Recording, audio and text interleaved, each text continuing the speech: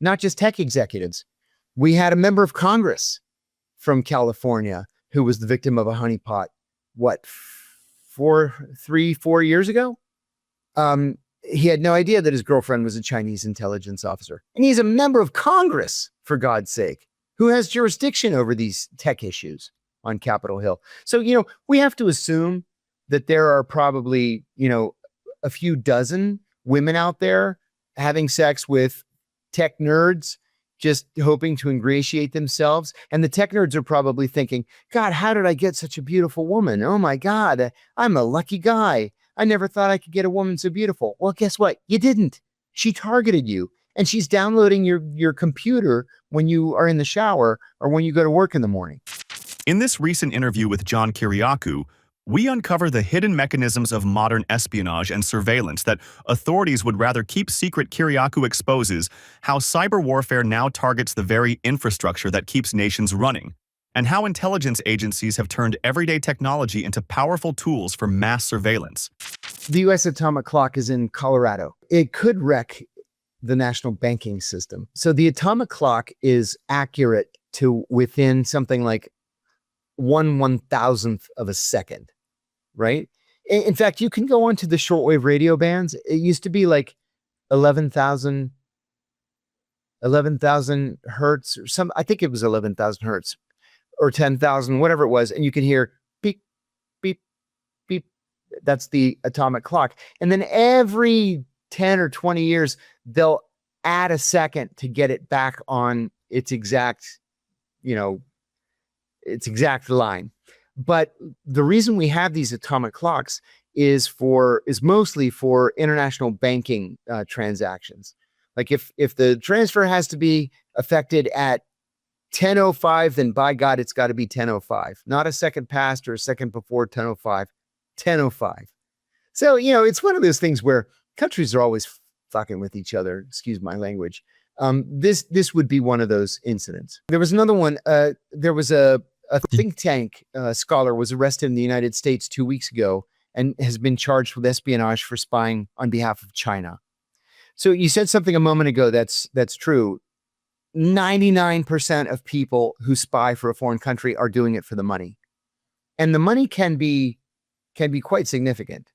A small handful of people will do it for ideology, just because, if they're spying for the Chinese, they love Chinese communism, right? You have to assume the worst. And then I'll tell you another thing.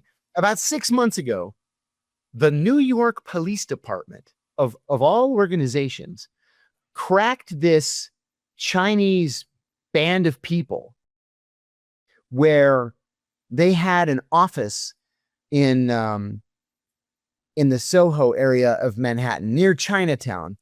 But these were apparently, or what appeared to be, private Chinese citizens. They weren't government officials. They weren't intelligence officers. They were just private Chinese citizens going to Chinese dissidents and saying things like, hey, shut your mouth, or I'm going to break your father's when I get back to China, and I'm going to rip your mother. And eventually, some of these dissidents went to the NYPD and said, hey, this has to be Chinese intelligence or whatever. It turned out to be a group of illegals, which is what we call Russian sleeper cells, right? They come to the United States. They get green cards in many cases. They get normal jobs. Maybe you're working in a bookstore, or you work in a garage, or you work at Macy's. And at night, you go out and threaten people on behalf of the Chinese intelligence service. That's called an illegal. We call them NOCs, non-official cover. So you are working for whatever country's intelligence service, but you do not have diplomatic cover. So in that case, if you're arrested, you're on your own. You're going to go on trial and you're going to go to prison. But then what usually happens is the Russian government or the Chinese government or whatever the country happens to be will very discreetly come and say, all right, you caught us. We admit this is illegal. How about if we make a trade? We'll give you some of your people and you give us some of our people. And that's how everybody ends up going home. Kiriakou reveals that the US and China are engaged in a high-stakes cyber-espionage battle, where hacking something as fundamental as an atomic clock could cripple a nation's banking system. He details how authoritarian regimes force their citizens to spy or face prison, and how deep cover agents operate in the shadows, sometimes threatening dissidents' families to silence them. The interview further exposes how the rise of AI and smart devices has made privacy nearly obsolete, with intelligence agencies able to monitor, record, and manipulate information inside people's homes without their knowledge or consent. Ed Snowden told us in the summer of 2013 that this was happening and that Americans had no idea that it was happening and that we should be trying to protect ourselves and to protect our information. Ed Snowden told us in 2013, for example, that NSA could routinely hack into your laptop, turn your camera on, and just watch what you're doing in the room. And the camera doesn't light up, right? There's no little green light up there when NSA is doing it. And they can just watch you do it. And the reason that he said this is because there were NSA officers activating their ex-girlfriend's cameras and just watching them, take their clothes off, come out of the shower, having sex with their new boyfriends, whatever. It's illegal to do that, but it exposed the technology. So it's more than 10-year-old technology. You know how quickly technology develops. You're a tech entrepreneur. In 2017, thanks to Joshua Schulte, a former CIA software engineer who apparently